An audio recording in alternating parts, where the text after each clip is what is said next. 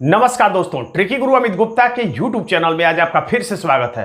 दोस्तों आज हम आपके लिए फिर से लेकर आए हैं यूपीएससी के लिए दिशा परीक्षण की क्लास 14 लेकर। इसमें आज के इस वीडियो में हम देखेंगे कथन और पर्याप्तता वाले दिशा परीक्षण के 3 ऐसे प्रश्नों को जिन्हें सॉल्व करने में कुछ छात्रों को कठिनाई होती है, लेकिन अगर ऐसे ही प्रश्नों को आप 10 ऐसे प्रश्नों को सॉल्व कर देंगे तो ऐसे प्रश्न भी आपके लिए बिल्कुल आसान हो जाएंगे। तो आइए देखते हैं ट्रिकी तरीके से कि ऐसे प्रश्नों को हम आसानी से कैसे सॉल्व कर सकते हैं बिना डरे परीक्षा हाल में।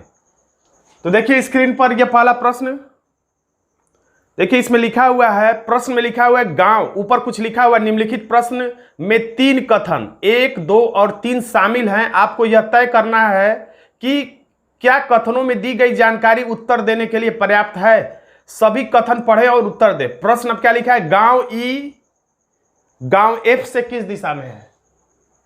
गांव ई जो है एफ से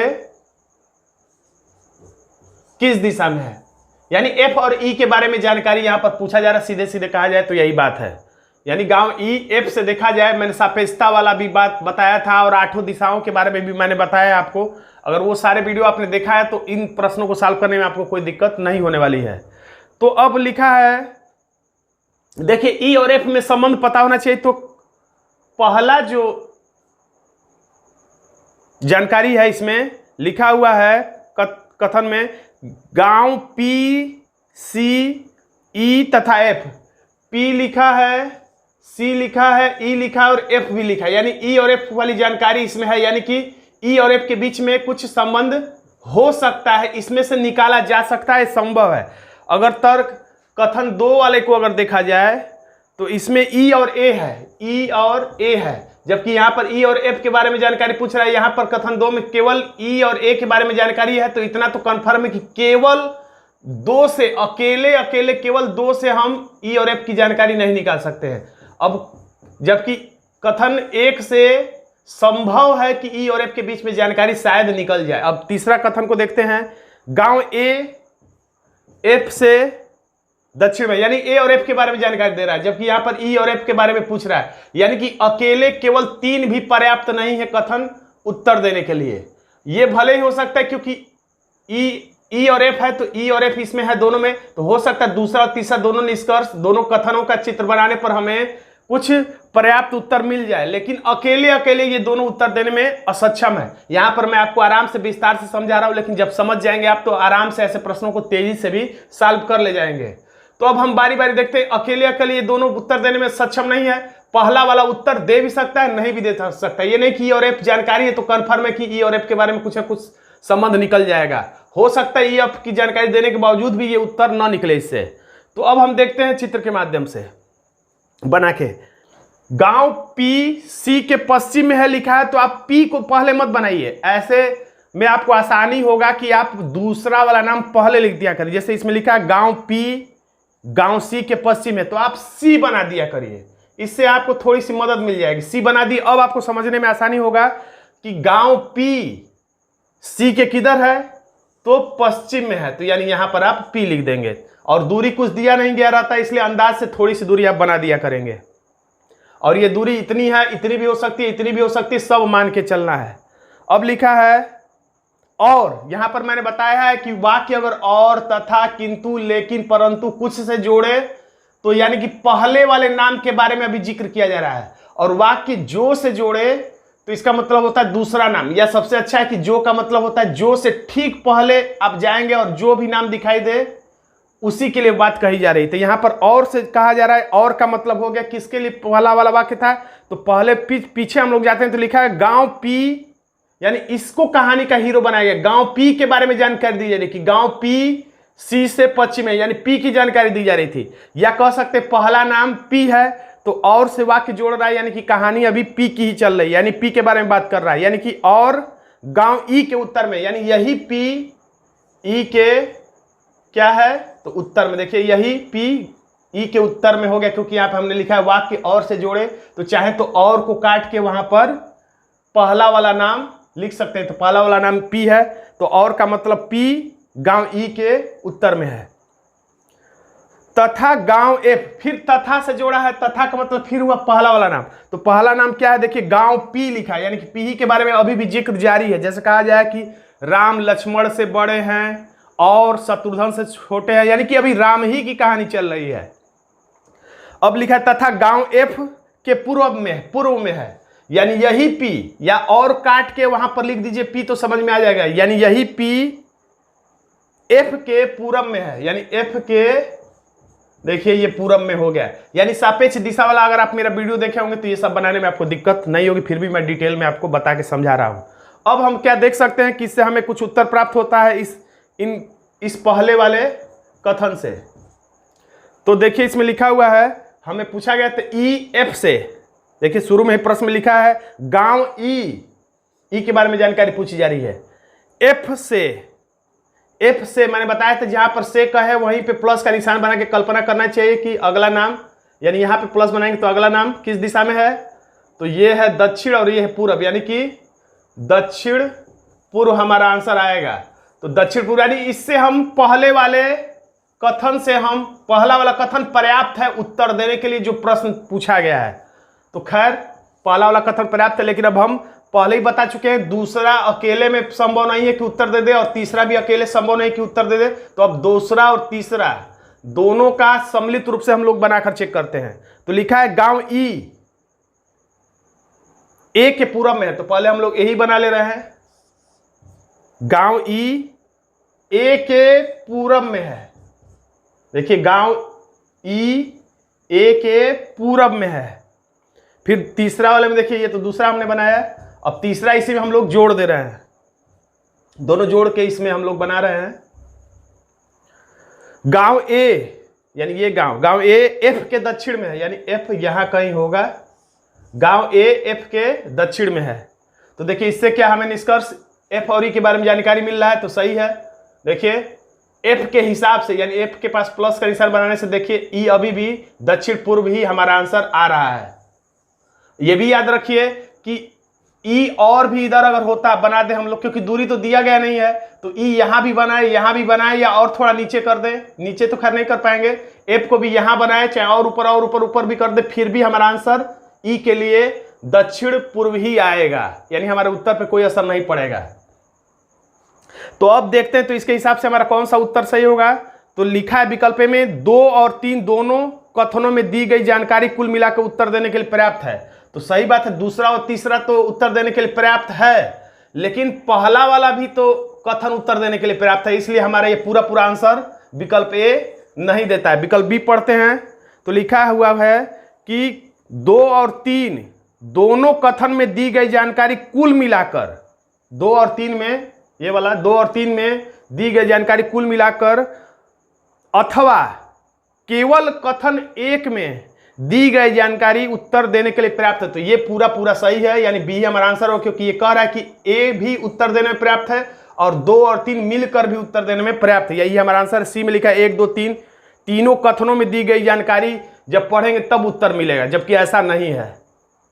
और डी में लिखा है केवल कथन 1 में दी गई जानकारी उत्तर देने के लिए पर्याप्त है, तो ये भी सही है, लेकिन आधा सच है, क्योंकि ए तो उत्तर दे ही रहा है, लेकिन दूसरा तीसरा मिलाकर भी उत्तर है, इसलिए हमारा सबसे सटीक उत्तर है बी। सही तो उत्तर कई है, लेकिन सटीक उत्तर विकल्प बी है। देखिए दोस्तों, ऐसे प्रश्नों में घबराने की जरूरत नहीं है। अब ज्यादा से ज्यादा प्रश्नों को की प्रैक्टिस करेंगे घर पे तो आसानी से आपकी स्पीड बढ़ती चली जाएगी। अब हम देखते हैं स्क्रीन पर यह दूसरा प्रश्न, इसमें लिखा हुआ है, डायरेक्ट ऊपर के कथनों को समझ जाएंगे कि क्या लिखा रहता है। डायरेक्ट लिखा है क्यू के संदर्भ में, यानी कि क्यू से खड़े होकर देखने पर पी किस दिशा में है। क्यू के पास यानी प्लस का निशान बनाएंगे तो पी किस दिशा में है।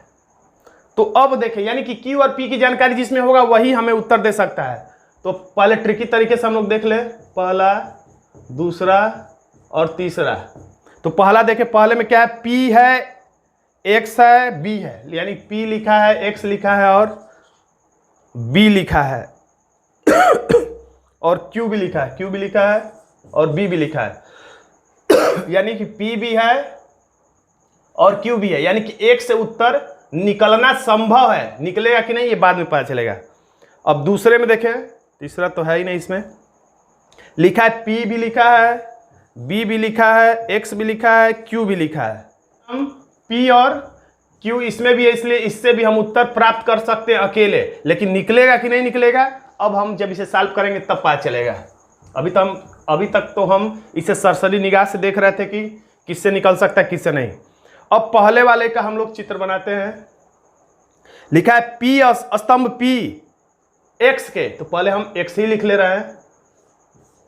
स्तंभ पी एक्स के दक्षिण में है। स्तंभ एक्स के स्तंभ पी एक्स के दक्षिण में है। जो, अब यहां देखिए जो लिखा हुआ है, जो का मतलब दूसरा नाम, या समझिए कि जो से ठीक पहले जाइए जो नाम दिखे उसी के लिए कहा जा रहा है। और समझने में दिक्कत है तो जो को काट के वहीं पर दूसरा वाला नाम या जो से ठीक पहले जो नाम दिखाई दे उसी को जो काट के यहां पर लिख देंगे तो आपको समझ में आ जाएगा। तो देखिए यहां पर हम जो को अगर काट के लिख दें, जो को जो से ठीक पहले जाएंगे तो हमें कौन सा नाम दिखाई दे रहा है, जो के पास एक्स दिखाई दे रहा है, तो जो को काट के हम एक्स लिख देंगे तो वाक्य क्या बन जाएगा, एक्स स्तंभ बी के पूरब में है। देखिए एक्स स्तंभ जो है यानी एक्स जो है बी के पूरब में है, तो ये हमारा बन गया। स्तंभ क्यू की बात कर रहा है, बी के उत्तर में है। बी के उत्तर यानी बी के ऊपर है कौन, तो स्तंभ क्यू बी के उत्तर में है। तो अब देखिए हमें इससे उत्तर प्राप्त होता है या नहीं। क्यू के हिसाब से यानी क्यू के पास प्लस का निशान बना के पी किस दिशा में है, तो पी है, ये है दक्षिण और ये है पूरब, तो यानी कि हमारा फिर से आंसर आ रहा है दक्षिण पूर्व। तो एक बात और ध्यान दीजिए, पी और नीचे भी रहता तो भी ये दक्षिण पूर्वी कहलाता है, या क्यू और ऊपर आता तभी भी ये दक्षिण पूर्वी कहलाता है। तो इससे यानी कि हमारा उत्तर प्राप्त किया जा सकता है, यानी पहले वाले से उत्तर आसानी से प्राप्त किया जा सकता है। अब हम देखते हैं दूसरा चित्र बना के, दूसरे कथन का चित्र बना के। पहले हमें बी ही बना लेना चाहिए, दूसरा नाम मैंने बताया पहले बनाने सहूलियत रहेगा। स्तंभ पी जो है स्तंभ बी के किधर है, तो दक्षिण पूर्व, तो ये दक्षिण ये है पूरब, यानी इसी के बीचों बीच कौन है, तो स्तंभ पी है। स्तंभ एक्स स्तंभ क्यू के दक्षिण पूर्व है। स्तंभ एक्स जो है स्तंभ क्यू के दक्षिण पूर्व, तो ये है दक्षिण और ये है पूरब, यानी इसी के बीचों बीच कौन है, तो स्तंभ एक्स है। तो ये दोनों अलग अलग बन गए। इसका इस वाले चित्र का इस वाले से कोई भी संबंध नहीं बन पाया, इन दोनों का आपस में कोई संबंध नहीं बन पाया। तो हम क्यू का पी से क्या संबंध है, क्यू का पी से क्या संबंध है नहीं बता सकते, क्योंकि ये इधर भी हो सकता है, ये ऊपर भी हो सकता है, कहीं भी हो सकता है। यानी कि दूसरे वाले चित्र से हम निष्कर्ष कथन प्रश्न का उत्तर नहीं दे सकते हैं। तो इसमें हमारा आंसर हो जाएगा, डायरेक्ट बता दे रहे हैं सी, जिसमें लिखा हुआ कथन 1 में दिया गया डाटा अकेले ही प्रश्न का उत्तर देने के लिए पर्याप्त है, जबकि कथन 2 में दिया गया डाटा अकेले प्रश्न का उत्तर देने के लिए पर्याप्त नहीं है। अब देखते हैं हम तीसरा प्रश्न। इसमें लिखा है के संदर्भ में, यानी कि के से खड़े होकर देखने पर एल किस दिशा में है, यानी एल किस दिशा में है, एल को बताना है किस दिशा में है, के पास प्लस का निशान बनाकर देखने पर।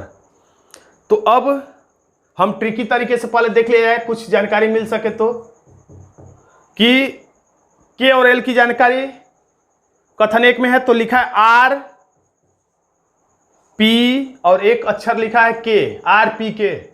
तो के तो है लेकिन एल इसमें नहीं दिख रहा है, यानी ये कंफर्म हो कि केवल अकेले कथन 1 जो है फर्स्ट वाला ये उत्तर नहीं दे सकता अकेले, क्योंकि के तो इसमें है लेकिन एल इसमें दिखाई नहीं दे रहा। तो ट्रिकी तरीके से हमें ये पता चल गया कि विकल्प बी तो कभी नहीं सही होगा। देखिए विकल्प बी में लिखा है केवल कथन 1 तथ्य ही प्रश्न का उत्तर देने के लिए पर्याप्त है, तो बी तो कभी सही नहीं होगा, क्योंकि अकेले ही कथन 1 जो है उत्तर नहीं दे सकता, क्योंकि इसमें के की जानकारी तो मिल जाएगी लेकिन एल है ही नहीं, तो संपर्क हम नहीं बना पाएंगे। तो अब हम देखते हैं दूसरा वाला। तो इसमें लिखा है पी एल और एम, तो इसमें एल है लेकिन के इसमें नहीं दिख रहा है, तो ये भी अकेले उत्तर किसी भी हालत में नहीं दे सकता है। तो हमारा ए भी आंसर नहीं होगा, क्योंकि विकल्प ए में लिखा है केवल कथन 2 के तथ्य ही प्रश्न का उत्तर देने के लिए पर्याप्त है, तो ये भी ए भी नहीं निकलेगा। यानी अब ये संभव है कि दोनों मिलकर जानकारी दे दे तो अलग बात है। तो अब हम चित्र से देखते हैं। ये तो कंफर्म हो गया कि ए और बी कभी हमारा उत्तर नहीं होगा, सी और डी में से कोई एक हो सकता है। तो चित्र बनाते क्लियर हो जाएगा। तो देखिए इसमें पहले वाले में लिखा हुआ है आर पी के पश्चिम है, तो दूसरा नाम हम पहले बना देते हैं। और आर पी के किधर है, तो पश्चिम में है, तो ये बन गया पश्चिम में। और का मतलब होता है पहला वाला नाम। अगर समझने में दिक्कत है तो और जहां पे लिखा रहे वहीं पे उसको काट के पहला वाला नाम, तो पहला वाला नाम देखिए आर पहला नाम है, पी दूसरा नाम है, तो पहला नाम आर यहां पे लिख देंगे और आर और को काट के लिख देंगे। तो अब हमारा वाक्य बन गया आर के उत्तर में है। आर जो है के उत्तर में है। देखिए जो और का मतलब आर, यानी आर के उत्तर में है। अब दूसरा वाला चित्र इसमें हम लोग डालते हैं क्योंकि हमें पता चल गया कि ए अकेले उत्तर नहीं दे सकता है और दूसरा वाला कथन भी अकेले उत्तर नहीं दे सकता है। तो दूसरा इसमें हम जोड़ते हैं पी एल के उत्तर पश्चिम में है। पी जो है एल के उत्तर पश्चिम में है। एल का उत्तर पश्चिम, तो ये उत्तर है ये पश्चिम है, यानी इसी के बीचों बीच। एल के देखिए ये उत्तर है ये पश्चिम है, तो इसी के बीचों बीच। देखिए फिर से पढ़ के चेक कर लीजिए, पी जो है किधर है, तो एल के उत्तर पश्चिम में है।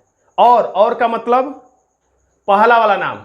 अब और का मतलब क्या होगा, यहां पे और को काटेंगे तो और का मतलब पी के बारे में बात हो रही है, यानी कि पी एम के दक्षिण पश्चिम में है। पी जो है एम के, पी किधर है, तो एम के दक्षिण पश्चिम है, तो ये दक्षिण है ये पश्चिम है, यानी इन्हीं दोनों के बीचों बीच में कौन है, एम। तो यहां से चेक कर सकते हैं, देखिए दक्षिण पश्चिम इसी के बीचों बीच में कौन है, तो पी है।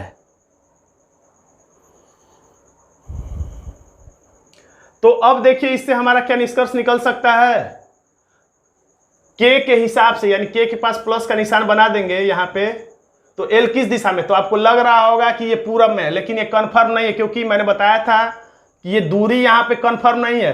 तो एल यहीं की इसके सीधे ही में होगा, इतनी ही दूरी पे होगा, ये कंफर्म नहीं। एल हो सकता है कि इससे यहां भी एल हो सकता है एल यहां भी हो, या हो सकता है एल एकदम इसके बगल में ही हो, यानी कंफर्म नहीं है एल कहां है। भले हमने यहां अंदाज से बना दिया। के भी कंफर्म नहीं, हो सकता है के थोड़ा सा और नीचे हो या थोड़ा सा और नीचे हो, तो ये और दिशा हो जाएगा, यानी कि बताया नहीं जा सकता है। ये तो कंफर्म था ही कि अकेले ये भी उत्तर नहीं दे पाएगा, ये भी अकेले प्रश्न का उत्तर नहीं दे पाएगा। अब ये भी पता चल गया कि पहला और दूसरा दोनों मिलकर भी इस प्रश्न का उत्तर नहीं दे पाएंगे, देने में सक्षम नहीं है, यानी दोनों ही कथन पहला और दूसरा उत्तर देने के लिए पर्याप्त नहीं है। यानी हमारा आंसर हो जाएगा विकल्प डी, जिसमें लिखा वो कथन 1 और 2 दोनों ही तथ्य मिलकर प्रश्न का उत्तर देने के लिए पर्याप्त नहीं है। तो दोस्तों आज का ये छोटा सा वीडियो आपको कैसा लगा कमेंट बॉक्स में जरूर लिखिएगा। वीडियो अच्छा लगा तो वीडियो को लाइक कर दीजिएगा, इसे अपने दोस्तों में शेयर कर दीजिएगा, और अभी तक आपने मेरे चैनल को सब्सक्राइब नहीं किया तो सब्सक्राइब भी जरूर कर लीजिएगा। धन्यवाद दोस्तों।